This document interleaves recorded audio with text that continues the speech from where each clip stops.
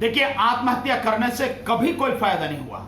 आत्महत्या करने से केवल एक ही ये संदेश जरूर चला जाएगा, पूरी दुनिया में चला जाएगा कि भारत में जो परिस्थिति है इतनी भयानक है कि जिस परिस्थिति में हर रोज 381 लोग आत्महत्या कर रहे हैं, और उसमें नौजवान, पढ़ने वाले, बेरोजगार, और इसमें किसान तो शामिल है ही नहीं। किसान तो इसमें शामिल नहीं है 381 में, और किसान इतनी बड़ी संख्या में जो है आत्महत्या कर रहे हैं। आत्महत्या करने से कभी भी किसी समस्या का समाधान नहीं होता। अगर आपको मरना ही है तो कायरों की तरह आत्महत्या करके क्यों मरते हो? क्यों नहीं योद्धाओं की तरह, बहादुरों की तरह संघर्ष करके लड़के क्यों नहीं मरते हो? जो तुम्हारी इस आत्महत्या की परिस्थितियों को निर्मित कर रहे हैं, उनके खिलाफ लड़के क्यों नहीं मरते? केवल अपने आप को मारने से, अपने परिवार को पूरी तरह से बर्बाद करके तुम्हें क्या मिलेगा? किसी को कुछ नहीं मिलेगा। तो हर आत्महत्या करने की सोचने वाले व्यक्ति को उससे पहले सोचना चाहिए कि नहीं, मुझे मरना है, ठीक है, मर जाऊंगा, लेकिन आत्महत्या नहीं करूंगा, संघर्ष करके मरूंगा, लड़के मरूंगा, मारकर मरूंगा, उससे पहले नहीं मरूंगा।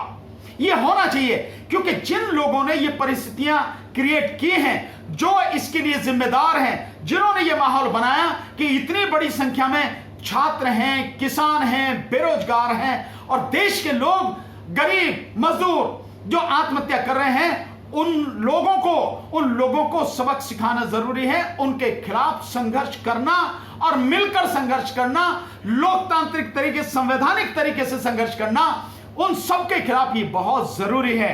तो संघर्ष करके, अगर संघर्ष में जान चली जाती है, वो निश्चित रूप से काम की है, कुर्बानी है, वो बलिदान है, वो देशभक्ति है। लेकिन अगर आप आत्महत्या कर लेते हैं तो ये कायरता है, ये न तो आत्म बलिदान है, और न ही ये देशभक्ति है, न कुछ है, केवल और केवल कायरता है। और कम से कम मेरे जैसा व्यक्ति आपकी इस कायरता पर किसी भी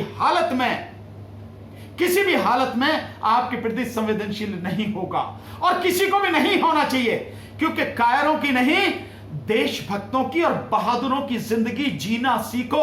अरे, जो बर्बाद कर रहे हैं उनके खिलाफ लड़ना सीखो।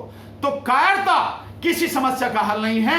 हां, बहादुरी हर समस्या का हल है, संघर्ष हर समस्या का हल है। और संघर्ष करना, आप ये मान लीजिए, आज की तारीख में हर किसी को कहना चाहिए, संघर्ष मेरा न केवल संवैधानिक और लोकतांत्रिक अधिकार है, मेरा जन्मसिद्ध अधिकार है, जिसे मैं हर हालत में प्रयोग करूंगा। और इस देश की आजादी, जो इस समय पूरी तरह से खतरे में है और खत्म हो चुकी है, उस देश की दूसरी आजादी की लड़ाई, भारत की आजादी की दूसरी लड़ाई, वो लड़ेंगे, और जिंदा रहकर लड़ेंगे, पूरी मजबूती के साथ में लड़ेंगे। तो कायर नहीं बनना है, देशभक्त बनना है, बहादुर बनना है, आत्महत्या नहीं करनी, संघर्ष करना उनके खिलाफ जिन्होंने परिस्थिति पैदा की। अगर भगत सिंह जी भी आत्महत्या कर लेते तो शायद हमें आजादी निश्चित रूप से, न केवल भगत सिंह जी, सुखदेव, राजगुरु और चंद्रशेखर आजाद साहब, अशफाक उल्लाह खां साहब, इतने नाम हैं। एक किस किस का नाम आपको गिनाऊं?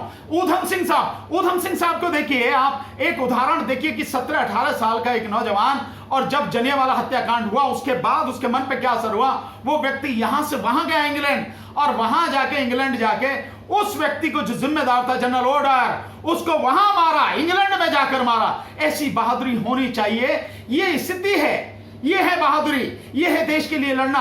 अगर तुमने आत्महत्या कर ली तो क्या किया? तुमने न केवल अपना बल्कि देश का भी सर झुकाया, और अपने परिवार को भी गर्त में ढकेल दिया। उससे हासिल क्या हो? कुछ भी हासिल नहीं हुआ। इसलिए भगत सिंह बनना है, चंद्रशेखर आजाद बनना है, राजगुरु बनना है, सुखदेव बनना है, ऊधम सिंह बनना है, ये बनना है, और इस देश को आजाद कराना है उन काले अंग्रेजों के हाथों से, जिसने देश को पूरी तरह से तबाह और बर्बाद कर दिया।